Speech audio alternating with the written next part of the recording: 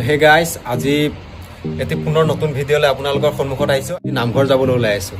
তো নামঘৰত আমাৰ অধিৱেশন হ'ব। অধিৱেশনৰ প্ৰথম দিন মানে আজি পেণ্ডেল যিটো বনাব, তাতে আজি প্ৰথম খুঁটা পুতিব। গায়ন বায়নৰ দ্বাৰা এই কাৰ্য সম্পন্ন কৰা হ'ব। তো আপোনালোকক দেখুৱাই আছোঁ, চাই থাকিব মোৰ ঘৰতে। তো বলক নামঘৰত যাওঁ।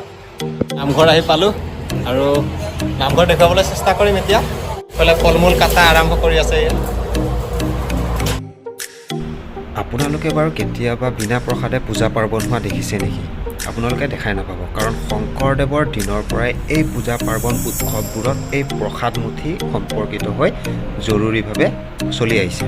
আমাৰ এই নামঘৰটো বহুত পুৰণি নামঘৰ, আৰু এতিয়া বৰ্তমান যিটো নামঘৰ আছে সেই নামঘৰটো বেছি পুৰণি নহয়, কাৰণ 4 লাইন পৰাৰ পাছত পুৰণি নামঘৰটো ভাঙি এই নতুন নামঘৰটো প্ৰতিষ্ঠা কৰা হৈছে। আগত ঠাই অলপ বেছি আছিল, বৰ্তমান কমিছে যিহেতু 4 লাইন পৰি গ'ল। তো যি অধিৱেশন আমাৰ প্ৰগ্ৰামটো আহি আছে, তাৰ কাৰণে এই ঠায়ে মানুহ জোৰে নে নোজোৰে সেইটো অলপ চিন্তাকৰ বিষয় হৈ আছে। যিমান পাৰোঁ ঠাই উলিয়াবলৈ চেষ্টা কৰি আছে সকলোৱে।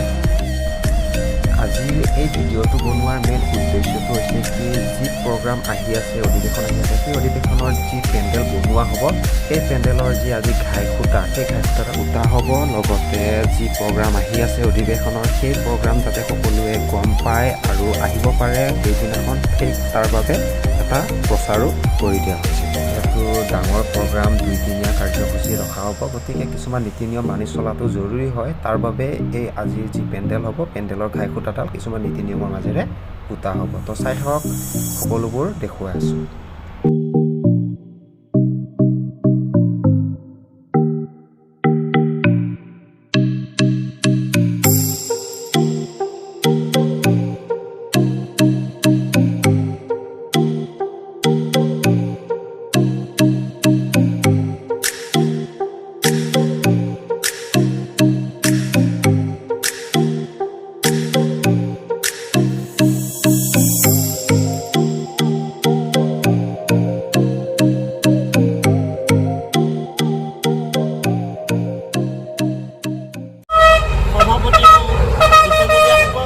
লগতে বৰ্তমানৰ সভাপতি শ্ৰী কুশল কলিতা দেৱক আমি দুটা ভাগ বাবে অনুৰোধ জনালোঁ।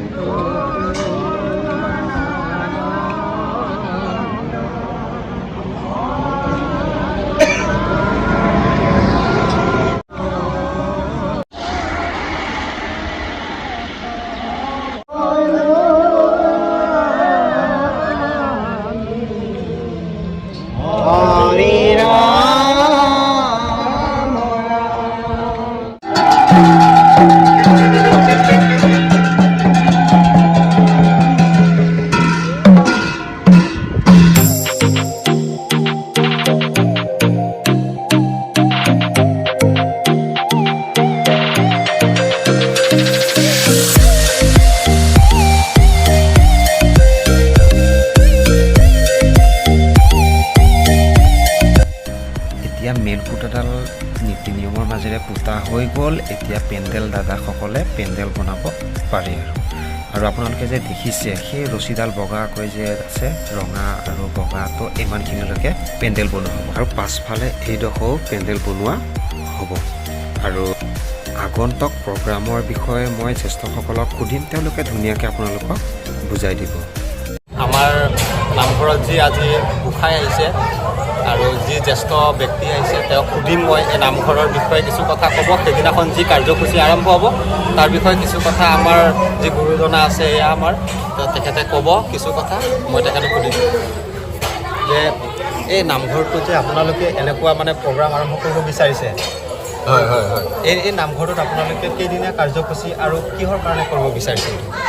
আমি সদৌ হোজাই জিলাৰ হয় যিখন 30 সংখ্যক বাৰ্ষিক অধিৱেশন, হয় এই অধিৱেশনভাগ দুদিনীয়া কাৰ্যসূচীৰে হয় এই হৰি মন্দিৰত পাতিবৰ কাৰণে আয়োজন কৰিছোঁ। হয়। তাৰ উপলক্ষে আজি আমি সাধু সন্ত, বিষ্ণু বৈষ্ণৱ, মহন্ত হওক, আইসকল, যুৱক যুৱতী সকলোবিলাক একত্ৰিত হৈ হয় এই দুদিনীয়া কাৰ্যসূচীৰ হয়। যি ৰভাৰ আজি লাই খুঁটা আমি স্থাপন কৰিবৰ কাৰণেই একত্ৰিত হৈছোঁ।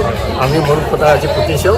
মূল খুঁটা পুতি আমি সকলো ৰাইজ একত্ৰিত হৈ আমি প্ৰভু ভগৱন্তৰ ওচৰত, পূৰ্ণকৃষ্ণ ভগৱন্তৰ ওচৰত শৰণাপন্ন হৈছোঁ, যাতে আমাৰ এই দুটা দিন প্ৰভু ভগৱন্তই কৃপা কৰি সুকলমে পাৰ কৰায়। সেই লক্ষ্য উদ্দেশ্যলৈ আমি আজি ইয়াত একত্ৰিত হৈছোঁ। ভাল পদক্ষেপ।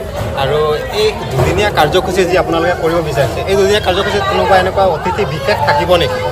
বিশেষ অতিথি হিচাপে আমি ধৰ্মৰ লগত হয় সংযোগ ৰাখি হয় আমাৰ যদিও অসমত হয়। বিভিন্ন সত্ৰ আছে, বিভিন্ন সত্ৰ থাকিলেও আমি আগশাৰী সত্ৰ, আউনীআটী সত্ৰৰ সত্ৰাধিকাৰ মহাপ্ৰভুক নিমন্ত্ৰণ জনাইছোঁ। আমাৰ এই অনুষ্ঠানটিত তেখেতেই মুখ্য হিচাপে থাকিব। আমি সত্ৰাধিকাৰ প্ৰভুক নিমন্ত্ৰণ কৰাইছোঁ। তাৰ উপৰিও আমি যিহেতুকে সকলোবিলাকে ইয়াতে মিলি আছোঁ, যেতিয়া আমাৰ ৰাজনীতিৰ বিচাৰি ব্যক্তি ইয়াত উপস্থিত হ'ব, সাংসদো উপস্থিত হ'বহি, তেনেকুৱা চিন্তা চৰ্চা কৰা হৈছে। আৰু আমি নিৰ্দিষ্ট বক্তাও ঠিক তেনেধৰণৰ নিমন্ত্ৰণ কৰিছোঁ।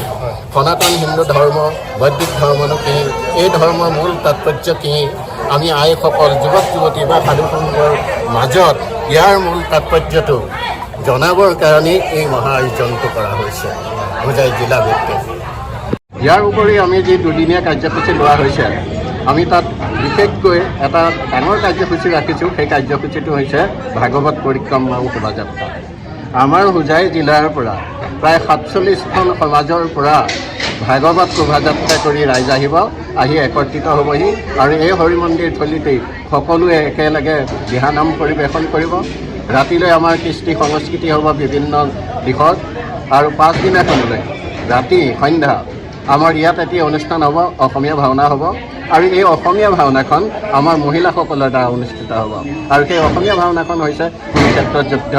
আৰু এই কুৰুক্ষেত্ৰ যুদ্ধত সকলো মহিলাই অংশগ্ৰহণ কৰি সুচাৰুৰূপে নাটখন সাফল্যমণ্ডিত কৰিব। সেয়েহে আমি এই চেগতি আমি সকলোকে এই চেনেলৰ জৰিয়তে আহ্বান জনাইছোঁ, যাতে আমাৰ মহিলাসকলৰ এই কুৰুক্ষেত্ৰ যুদ্ধৰ যিখন অসমীয়া নাটক, সেই নাটকখন উপভোগ কৰিব। তো শুনিলে আপোনালোকে কেনেকুৱা এটা ডাঙৰ প্ৰগ্ৰাম হ'বলৈ পাই আছে। কাৰ্যসূচী বহুত ডাঙৰ আৰু দুদিনীয়া কাৰ্যসূচী যিহেতু, তাৰ উপৰিও বহুত দূৰৰ পৰা মানুহ আহিব। গোটেই হোজাই ডিষ্ট্ৰিক্টৰ যি মানুহ আছে আমাৰ অসমীয়া সংস্কৃতিৰ, সকলোৱে আহিব ইয়াত।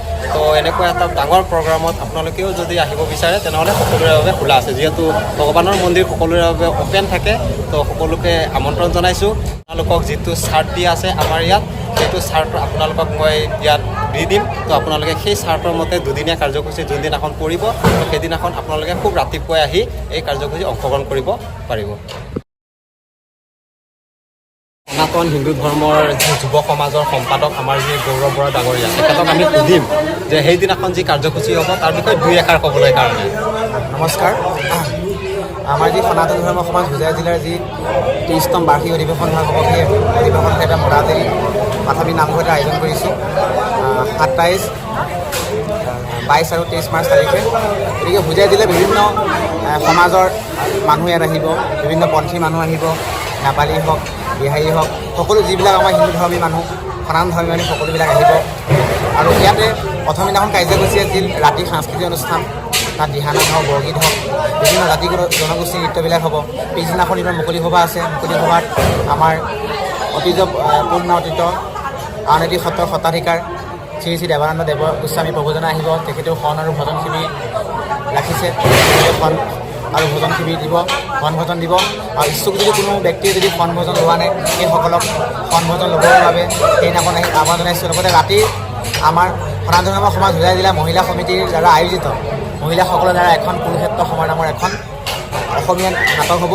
সেইখনকো উপভোগ কৰিবলৈ কাৰণে আপোনালোকক আহ্বান জনাইছোঁ। লগতে সনাতন ধৰ্ম সমাজ হোজাই জিলাৰ যুৱ মঞ্চৰ সকলো যুৱক যুৱতী বিষয়ববীয়াসকলক এই অধিৱেশনলৈ মই আহিবৰ বাবে সৰুজোৰে আহ্বান জনালোঁ।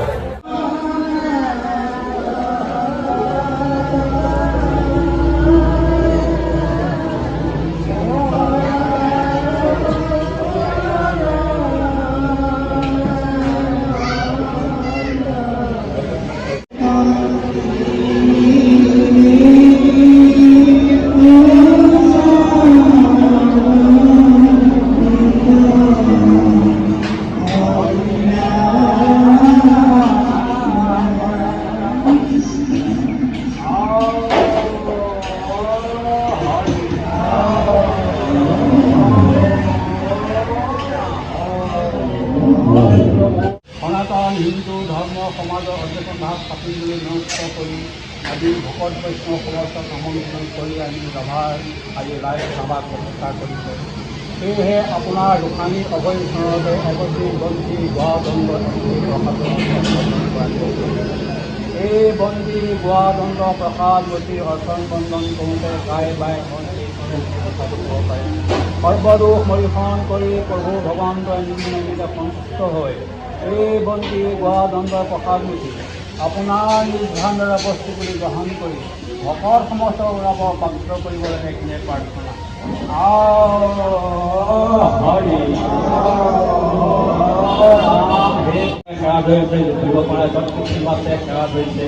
আপুনি নিজে নিজে সন্তুষ্ট হয় এই আগন্তক অধিৱেশন ভাগ যেন সুফলভাৱে পাৰ কৰি দিব এইখিনি আপোনাৰ দোকানীয় বৈষ্ণৱ সহমতি ৰাইজে সেৱা হৈছে প্ৰভু কৃষ্ণ। হৰি ৰাম আৰু ভকতসকলেও আহি এই গুণানুকীৰ্তন কৰিছে।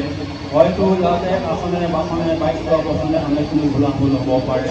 সৰ্বদোষ মৰিহৰণ কৰি এই মলাতলি ৰাইজৰ সমাজতে সকলোকে ভকত বৈষ্ণৱক আপোনাৰ চৰণ সেৱা কৰিবলৈ ভক্তিৰ শক্তি দিয়ক বুলি জয় কৃপা কৰক।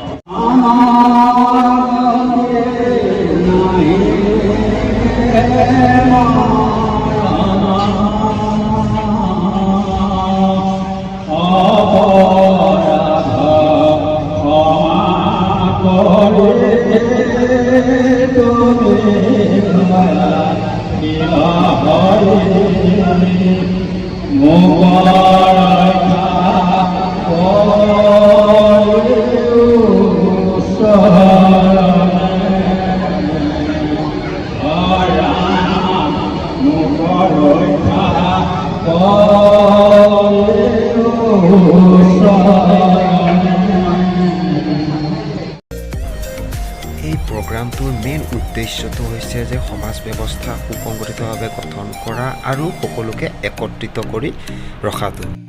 তো এই ভিডিঅ'টো ইমানেই আছিল। মই চেষ্টা কৰিম আগন্তুক যি অধিৱেশন আহি আছে সেই অধিৱেশনৰ ভিডিঅ'কেইটা আপোনালোকক ধুনীয়াকৈ দিবলৈ। যদি মোৰ এই ভিডিঅ' চাই ভাল লাগে তেনেহ'লে ছাবস্ক্ৰাইব কৰিব, লাইক কৰিব আৰু শ্বেয়াৰ কৰিব। আৰু আজিলৈ ইমানেই। Bye bye.